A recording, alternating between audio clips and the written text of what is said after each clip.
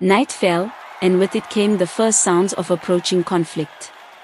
From beyond the hut's woven walls, the clash of spear against spear and the ring of metal filled the air. The low hiss of arrows whizzed by, followed by startled cries. Women and children cowered, each muffling their fear in their own way. Some wept quietly, others stayed wide-eyed at the doorway, ready to run at a moment's notice. The nameless woman felt her heart twist. Every sound from outside sent a jolt through her body. A memory tugged at her mind, a courtyard under a blood-red sunset, the hammer of drums, and a sudden, deafening uproar. In that remembered chaos, she turned to see someone dear, struck down. She tried to summon the image, but her thoughts fragmented again, leaving only a rush of dread. She rose from the mat, ignoring her shaking legs. "Zoe. I can't just." Zoe grabbed her arm. "You heard Gamba. It's not safe out there."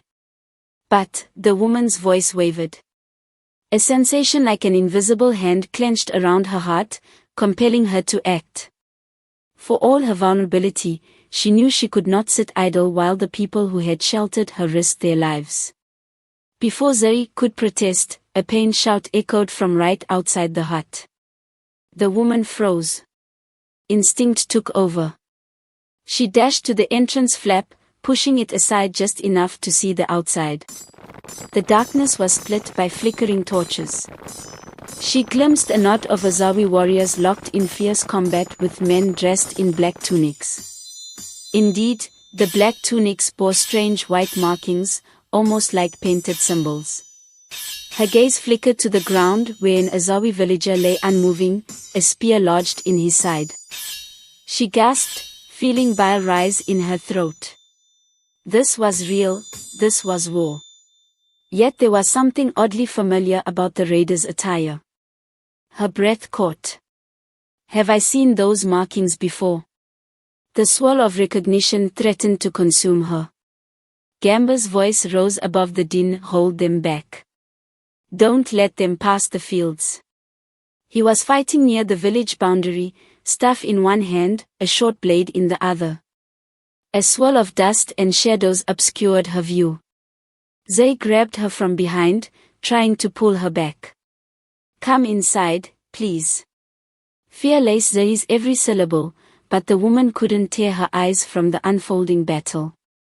Amid the confusion, a raider broke free from the skirmish, sprinting toward the huts.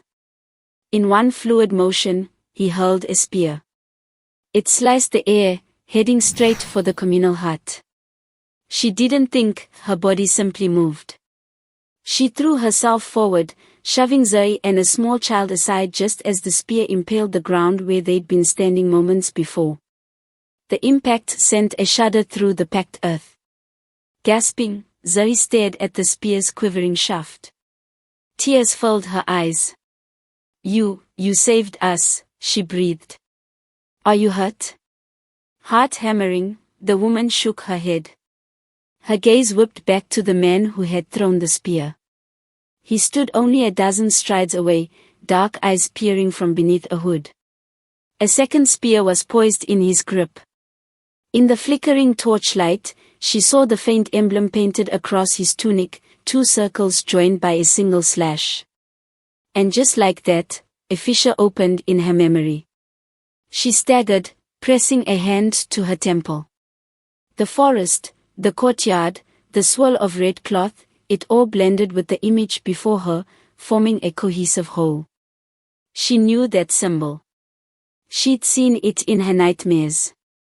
That symbol and those black tunics had been there the night everything fell apart. "Stop," she shouted, her voice ripping from her throat with surprising force. The man hesitated mid-throw, as though startled by her command. She stumbled forward, ignoring Zoe's pleas to stay back. "Don't do this." He snarled something in a guttural tone she vaguely recognized. A flicker of fear and rage passed over his features. Then he lifted his spear once more. But suddenly, Gamba was there, appearing at the raider's flank with lethal grace. He swung his staff, knocking the attacker off balance. The man stumbled, and Gamba disarmed him with a swift kick. Breathing hard, Gamba pointed his blade at the raider's chest. Zay ran to help the wounded near the hut, ushering them inside. Meanwhile, the nameless woman stood rooted, eyes locked on the terrified raider who had nearly killed her. Her mind swam with half-formed memories, each one hammered by the clash of steel and the shouting villagers. Gamba glared at the invader. "Why do you attack us?" he hissed. But the man's eyes flicked to the woman, still wide with disbelief, as though her face stirred some echo in him as well. Amid the swirling dust, more torches flared. Azawi warriors had gained ground, pushing back the raiders, though the fight was not yet won. Chief Ebony's voice bellowed commands as archers loosed arrows into the night. Her ears rang from the tumult, and she realized with grim clarity that many had likely been wounded, or worse. In that moment, something inside her snapped, releasing a flood of memories. They crashed over her like a tidal wave. She saw herself standing in a courtyard of red clay walls, her home. Her mother, dressed in a flowing wrap of red and gold, placed a delicate chain around her neck, smiling with pride. Drums pounded a celebratory beat, she was turning 18. Elders from the Ndi clan offered blessings, calling her by name. Nalia. Yes, Nalia. That was her name. She remembered the sound of it echoing in the courtyard, accompanied by cheers. She remembered the swirl of color from the dresses, the floral garlands. She remembered her father's solemn face as he told her, "As our only child, you must carry on our bloodline with honor." Then, in another flash, chaos descended. Shouts, the clang of weapons, the terrified screams of the women. Black tunic raiders poured into the courtyard, brandishing spears marked with the twin circles and the slash. Her mother rushed toward her, eyes fierce, pushing Nalia to run. "Go. Hide." But Nalia hesitated, wanting to fight. She saw her father try to rally their clan's warriors, only to be overrun by superior numbers. A blow to her head knocked her unconscious. When she woke amid smoke and blood, everything was in ruins.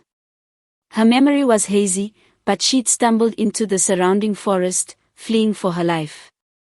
Somehow, she'd ended up wandering deeper into the wilderness, traumatized and alone.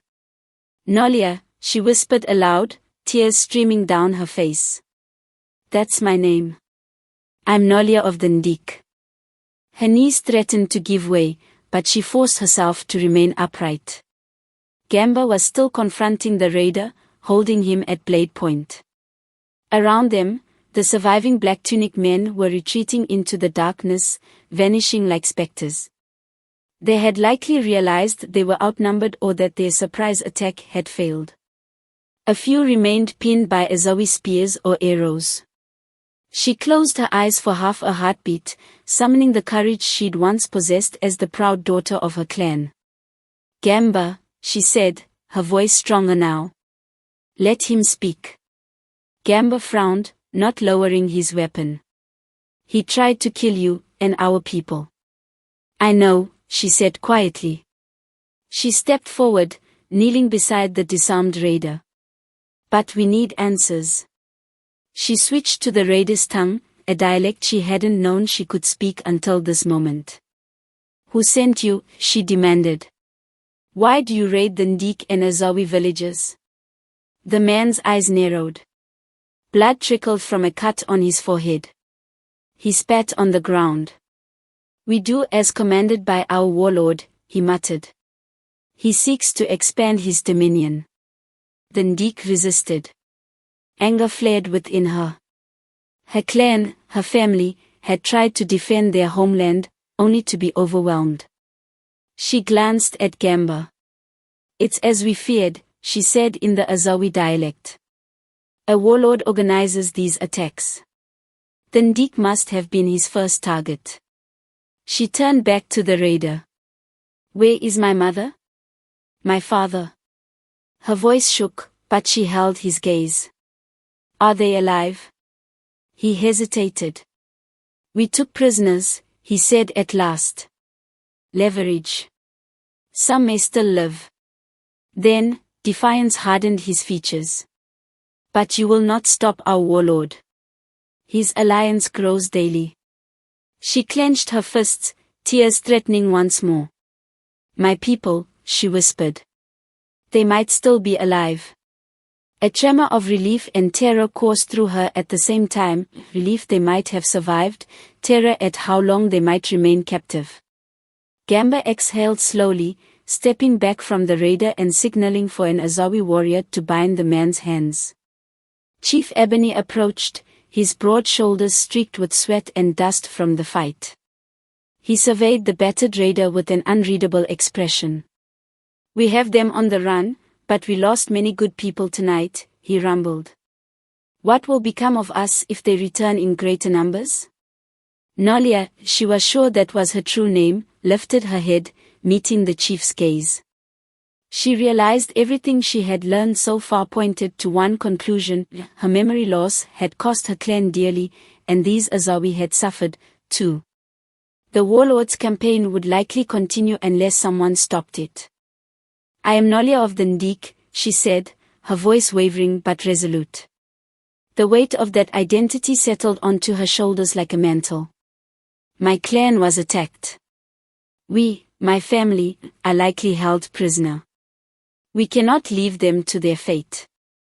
If the warlord is not stopped, he will come for Azawi again. Chief Ebony regarded her with something akin to pity. You are certain? She nodded, swallowing the lump in her throat. I remember everything now. My parents, the night I fled. The raiders who wear black tunics destroyed our home, but I believe some of my people yet live. His gaze shifted to Gamba, who nodded in support of Nalia's words. Then the chief turned to the circle of villagers, some sporting fresh wounds. A hush fell as all eyes turned on Nalia. What do you propose we do? Chief Ebony asked. He did not sound dismissive, rather, he spoke with the gravity of a man weighing the fate of his entire village. Nalia's hands trembled, but she did not waver. Gather allies, she said. Warn the neighboring villages. Stand together against the warlord.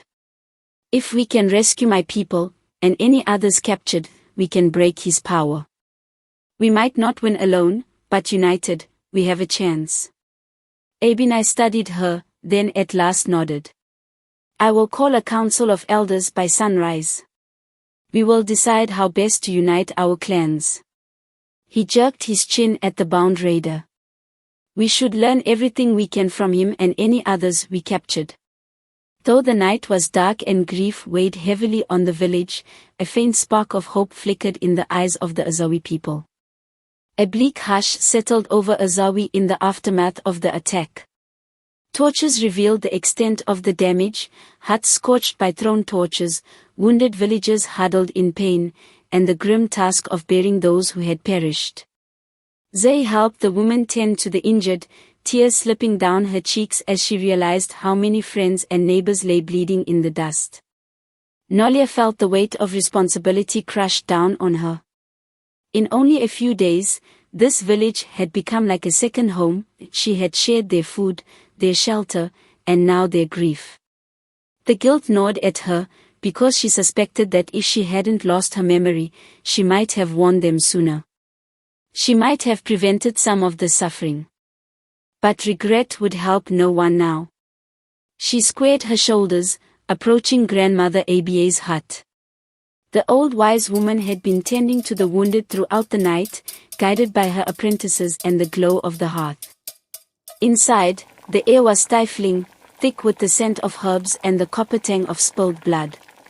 Grandmother Aba looked up from where she knelt beside a whimpering young man with a deep gash in his thigh. Sweat beaded on her wrinkled brow. Child, she greeted hoarsely. You remember now, don't you? The question came out more like a statement, as though she could see the truth in Nalia's eyes. Nalia nodded, throat tight. My name is Nalia. My clan, we were attacked. I ran into the forest. That's how I ended up here." The old woman regarded her with a mixture of sadness and what might have been pride. "So the forest spared you, so you might bring us all a warning." Tears threatened again. She blinked them back. "Grandmother Aba, I need to help these people." "Your people? They've been nothing but kind to me. I can't let them fight alone." The healer's gnarled hand reached out to squeeze Nalia's wrist gently. "Your spirit is strong. When I first touched your forehead, I felt a hidden power in your soul. You were born to lead, child." Nalia lowered her gaze. "I'm just one woman. I don't know how to fight a warlord, or how to unite clans." Grandmother Aba released her, slowly rising. Despite her age, she stood with surprising steadiness. "Even a single spark can kindle a mighty blaze if it falls upon dry tinder," she said. "Your courage can inspire others to stand together." Nalia didn't fully understand, but something in the old woman's words resonated. She bowed her head in gratitude. "Thank you." Outside, she found Gamba leaning against a charred post, bandaging a cut on his arm. She approached, help in her eyes. "Let me see," she said softly, nodding to his wound. He shrugged but didn't protest when she carefully tied off the bandage. "I'm glad you're safe," he murmured. "And I'm glad you remember who you are." She swallowed, meeting his gaze. "I'm sorry I didn't realize it sooner." "Maybe if I had," her voice trailed off, and she gestured at the chaos around them. Gamba shook his head. "Don't blame yourself. They would have attacked regardless. At least now we have some warning, and we know more about our enemy." He studied her expression. "You mean to face them again, don't you?" She nodded, forcing her shoulders back. "Yes. We have to. My clan, my family, could still be alive. And if we do nothing, the warlord will keep attacking villages until no one is left standing." The determination in her voice surprised even her. She had always prided herself on being strong-willed in her earliest memories, but now that trait burned with fresh intensity. Gamba exhaled. "Then I'll fight at your side." He offered a small, resolute smile. "Azawi stands with you." She gripped his hand, overwhelmed by gratitude. "Thank you." By first light, Chief Ebony had convened a gathering of elders in the village's central clearing, what little remained intact. Smoke curled from the huts as the villagers gathered in a solemn ring. A few battered, bound raiders knelt under guard, scowling at their captors. Off to the side, the dead were carefully laid out, their faces covered with woven cloth. Mourners stood by, some weeping quietly. Nalia moved to the center, her knees weak but her heart resolute. She wore a fresh wrap one of the villagers had offered her.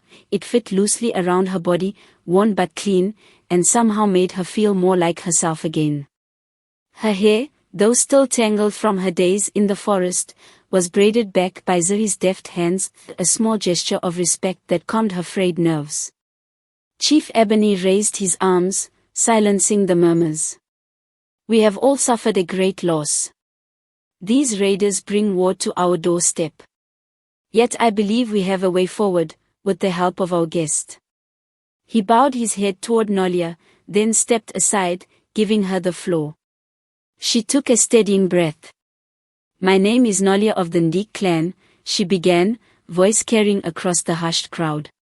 "We, too, were attacked by this warlord and his raiders wearing black tunics. They destroyed our home, killed or captured my people. I barely escaped with my life. For a time, I lost my memory, wandering the forest until I found my way here." The crowd was silent, save for the rustle of breeze through the thatched roofs. She pressed on. "But last night, I remembered who I am, and what I must do. My people live under the threat of this warlord, just as you do.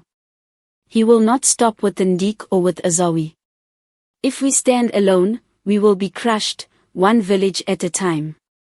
But if we stand together, we can unite our strength, protect our lands, and rescue those who've been taken.